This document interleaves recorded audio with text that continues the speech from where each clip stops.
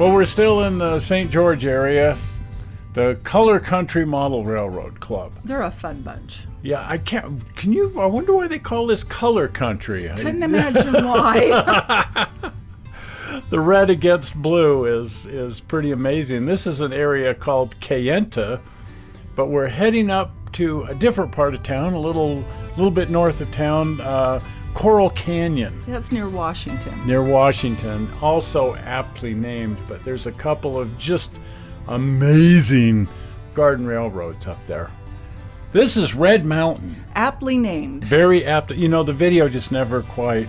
No, you'd have to see it in person because that mountain is actually red and against that blue sky.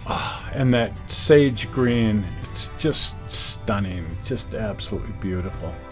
So apparently, one of the layouts is back here. Yeah, it's a sign. Yeah. It's a sign! We've been shown a sign.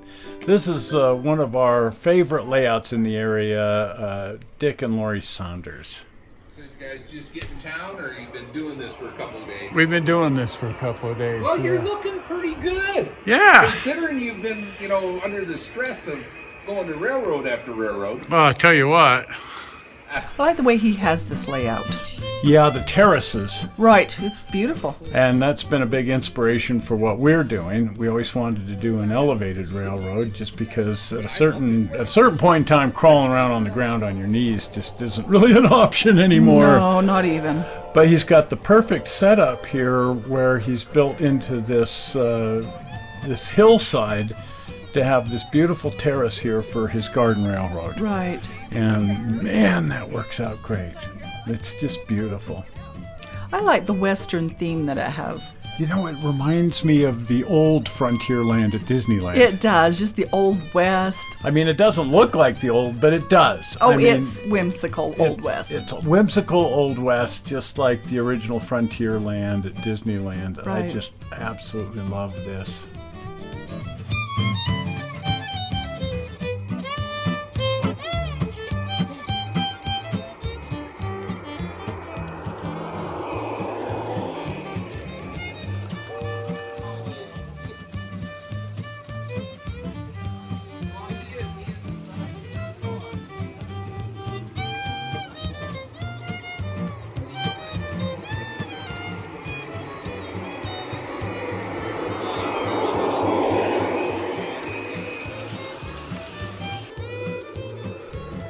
You know, I don't see any kit-based buildings here. Not really, no. The water tank, Right.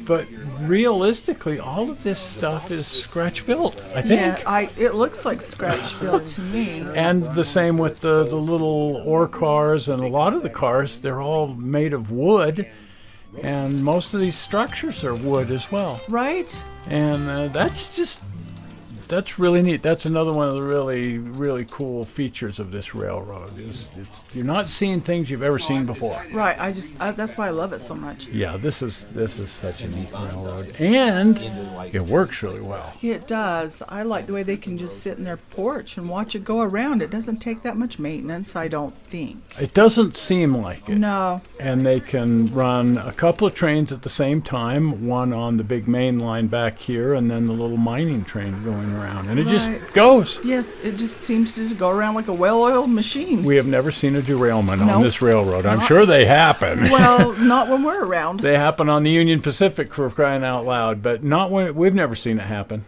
Only if a cat gets up there. Isn't that the truth? Oh, boy. Why do cats always want to knock things over? I don't know, but they love, to walk around on your railroad when it's outside.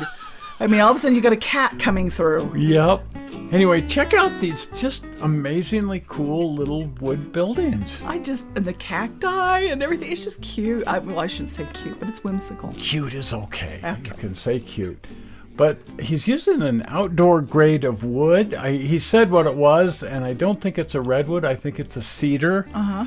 But if you're watching this, jump in and tell us what you used here for this wood. But it's always out here in this hot sun, and it gets a little bit wet around here. It snowed.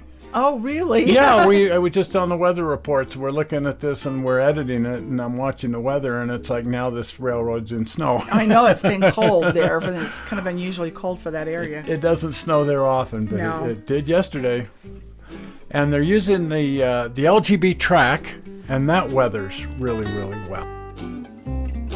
Now, one of the things that really blew my mind is this long trestle Isn't over that here. something? And he had a little display over here showing how he builds these trestle parts. So he's got that jig for building the bents, because you need dozens of these vertical structures, the bents. And then for the stringers, he's using a lot of curved stringers in places. Most of his trestle work is on a curve. And this is a system that he's designed for building those. It bends the cedar strips and forms this lovely curved trestle. Isn't that awesome? It's wow. amazing. I just love it when people share their ideas on how to model something or how to create something. Yeah, it's always fun, because that's one of the reasons why we've done so much patterning of our own railroad after this railroad. Right. If it facilitates it, it makes it more enjoyable. Yeah, he's shown us how he built. But here's this big, long trestle that he's built. I think this thing's 100 feet long. At least.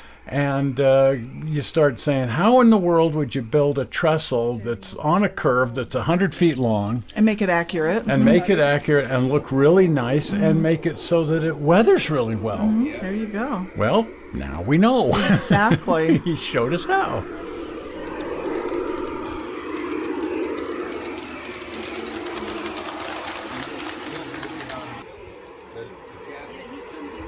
Somebody made out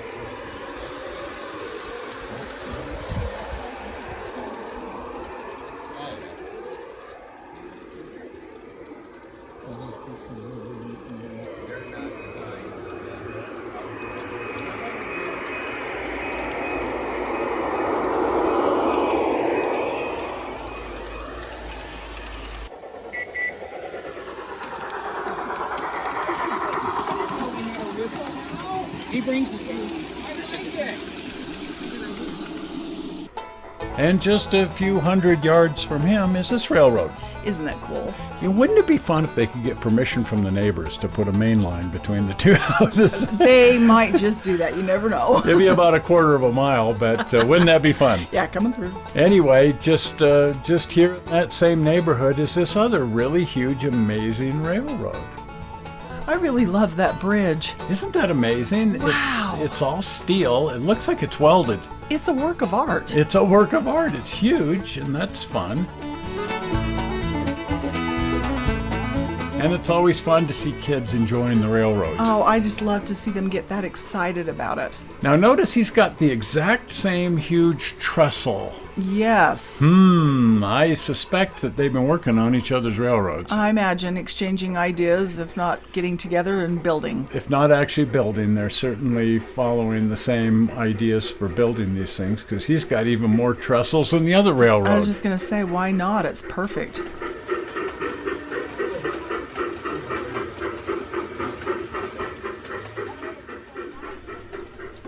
And check out that cribbing. Isn't that a work of art there? And there's several hundred feet of this on this railroad. So here again, they must have worked out a drilling jig or something so they could just knock this stuff out in big, long sections and then bring it over to the railroad. Because I'll bet there's, 200 feet of cribbing on this railroad. At least.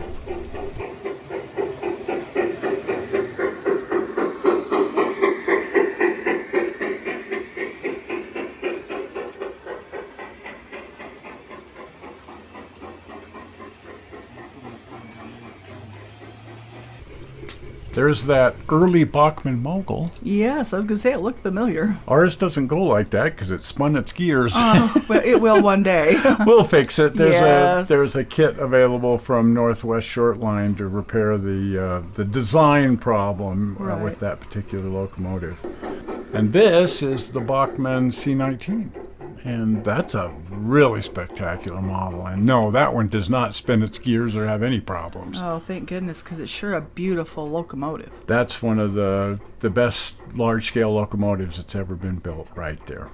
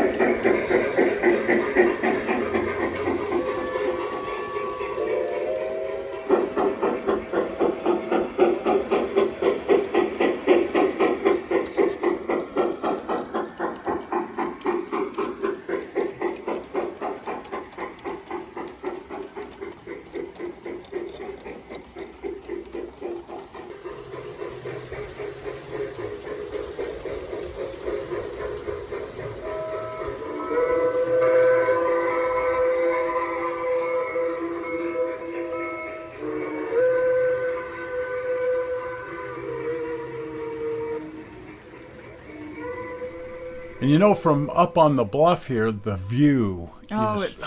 It's amazing. It's just spectacular. Over there is Zion Canyon, Zion National Park. He's got a lovely view of that off in the distance. And then this vista all the way over to the Red Cliffs of Warner Valley. Looks a lot like Red Mountain. It does. It's really close. But it's the same rock formation, I'm sure, but at the other end of the town.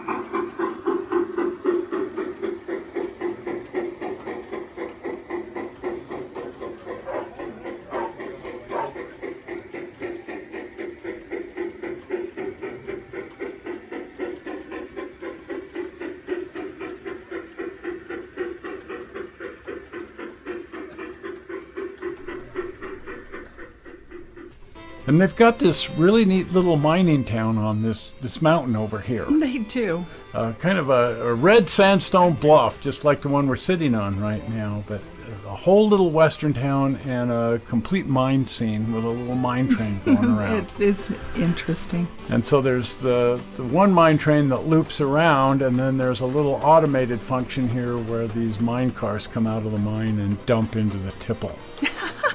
But check out that water wheel going around back there. I love that. What in the world? As it turns out, that is actually water-powered 10 stamp. Oh, neat. He got the idea that he wanted to build a 10 stamp and have that part of his mine scene over here, and it's actually powered by the waterfall, so he's got a water feature that pumps water up and around, and you can see it pouring off over there. And that runs his 10 stamp. That's cool. Isn't that just the neatest thing?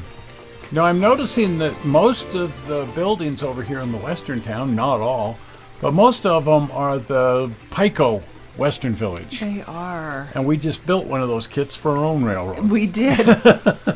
They build up really nice, and they seem to be weather resistant and mostly indestructible. Now, there's actually two of these 3D printed 10 stamps here. There's the one that's over here at the mining scene, and then he's got one on display just so he can show people how he built it. Right. It's really neat. It's all built on a 3D printer from scratch, modeled after photographs.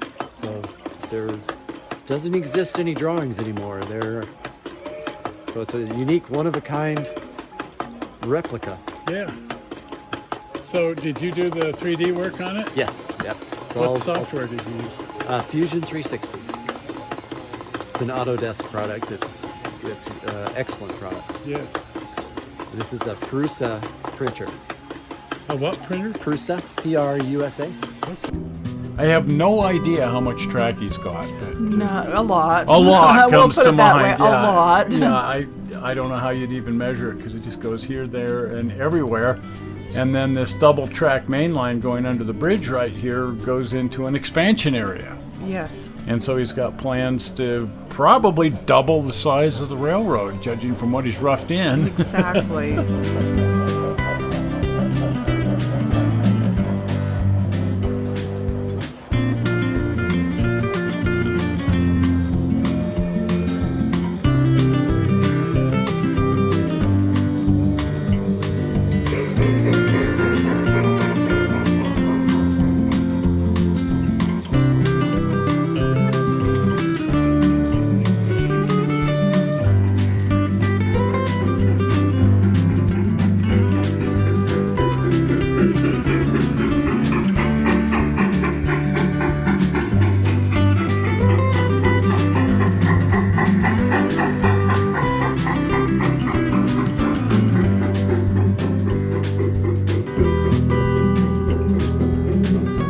Now, all of his trains have this car at the back end, this car right here. It's a camera car. Isn't that cool? And they transmit to a receiver over here on the patio, and then the computer switches out and determines which camera it wants to display. I don't know how it does that, but right there, it just switched to a stationary camera of the train going into the tunnel. That's cool. So there's also stationary cameras around the railroad, and you can just sit over there on the patio and watch that on TV. It go around.